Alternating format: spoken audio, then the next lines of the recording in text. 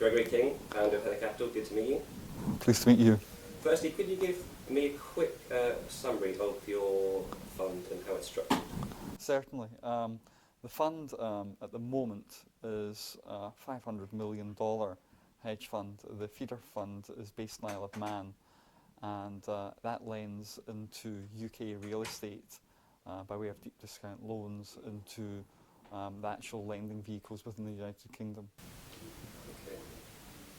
So do you invest in, what type of real estate do you invest in, and what's your plan? We invest across the entire UK and indeed Irish real estate market. We do quite literally all sorts. Our view is there's no such thing as a real estate market in the UK. There are literally hundreds of markets, even within a town like Glasgow or Edinburgh. There are different markets within residential. There are some pockets are doing well, some are doing better than others. I think one of the things that we bring to it is we're the only lender that we know that, apart from having external surveys and valuations done, we have our own internal double-checking survey and valuation team. So I think we're much more in tune with markets and real estate than other lenders are, who are frankly doing it from behind a desk. Because especially at the moment, obviously, real estate is quite a tricky subject. Yeah. How do you sort of not convince your clients, but how do you convince people that you have an efficient vehicle to sort of source and originate all your loans to your clients? We tend to be a business which is just ever so slightly counter-cyclical. I've gone through, I don't know how many, probably close to about 100 presentations over the years to investors. And funnily enough, the example I always gave was that the Northern Rock, and I always said that the most difficult time for us to lend was at the top of the market. I used to say that the Northern Rock was then shoveling money out the door to anyone who had watched 4 programmes of The House Doctor on Sky TV. That's our most difficult time. We do well when the market's rising. We actually do our best when the market comes off slightly, because the shooter players who tend to come to us, that's when they see the opportunities to act and to capture value, and they come to us to help them capture that value. So essentially, illiquidity now for you is a very good thing? It's been marvellous for our business. I mean, we've seen bigger loans, bigger opportunities, frankly probably slightly better, bigger corporate borrowers than we have done for 2 or 3 years. So it's been excellent for us. Have you ever sort of seen any high-risk clients that you've accepted recently? No, we tend to break down things 2 ways. We look at, one is obviously the underlying project, and number 2 is the client himself and his experience and ability. The projects that we tend to do, frankly, there's no projects that we've lent on which you wouldn't want to lend your own money on. My family's been doing this business for more than 90 years, and I have a substantial amount of my capital in this fund. That's the way we look at it. But we tend to deal with people that I would describe as property professionals, who are borrowing money to either make or to save money. And at the end of the day, they're usually, more than 50% of them have professional backgrounds like chartered surveyors. There might be former bankers. They could be lawyers, accountants, people like that, and they certainly have that sort of team. So we see ourselves as a very low-risk lender in these markets. Okay. I mean, you must obviously have a great viewpoint into the real estate market.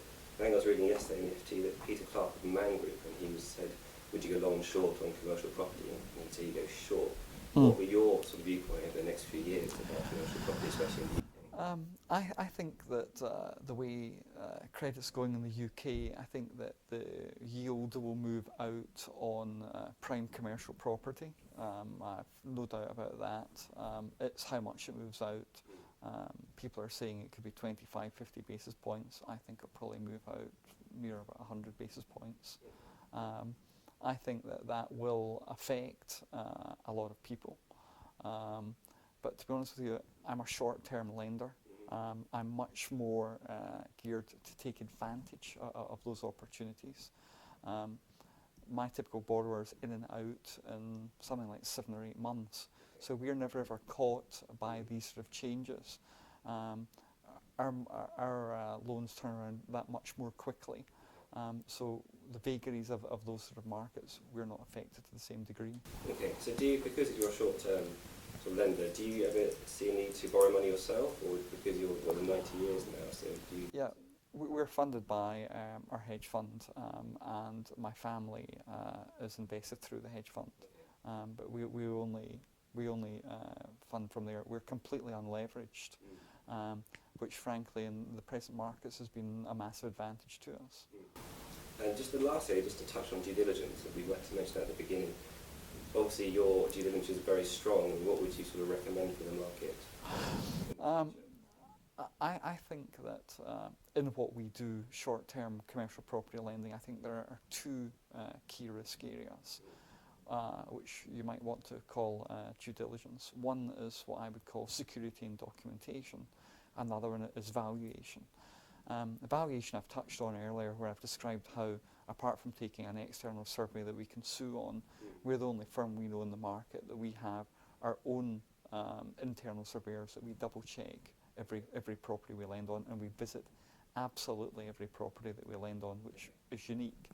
The other thing is that, as you talked about DD, which is security and documentation, all our security work is taken up and done by external solicitors who, like the surveyors, are bonded with professional indemnity cover.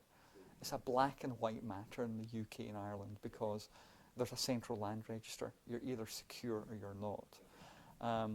But unlike everybody else who also uses external lawyers, I myself am a Scottish trained solicitor, but we have our own internal team of solicitors and we double check the documentation every single deal. So like valuation, for security documentation we have our internal double checks, and we're quite unique in having that approach to it. Okay. Gregory King, thank you very much for your time. Thank you. Great to talk to you. Thanks very much.